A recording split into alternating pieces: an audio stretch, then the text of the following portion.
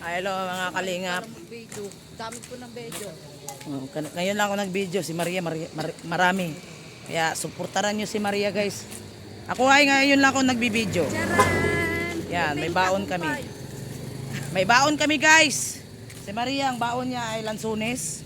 Naka-harvest po siya doon kay Lagaw Dungindre. At isa din tayo guys oh. Ayan, oh, marami oh. Marami tayong bit-bit. Meron po akong bagoong na isda. Tapos meron po tayong sili. Nakasahay. Ay. Oh. Pampael talaga yan, te. Pampael. Grabe, ang dami kong sili guys. Oh. Yes. Lansunis. Naghanap talaga ako ng sili talaga. Kahit saan ako magpunta na basta. Bigyan mo kunti. Magkano kilo?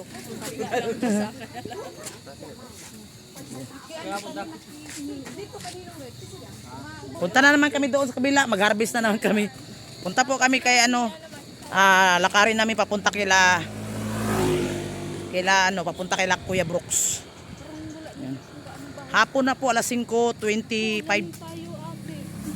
Ay, ulan. Okay lang yan, nandito na tayo. Ang ulan, umaambon, pero hindi yan nalakas kasi tingnan mo. Ano ka, may sombrero ka. Ayan. Laging handa. Nandito na po kami kaya sulit-sulitin na namin mag-harvest ng mga mabitbit natin.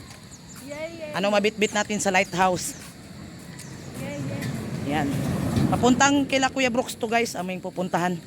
Kila Rich Falcon, mag-harvest kami doon. Ano kaya makita natin doon? Sige. See you soon next vlog. Bye.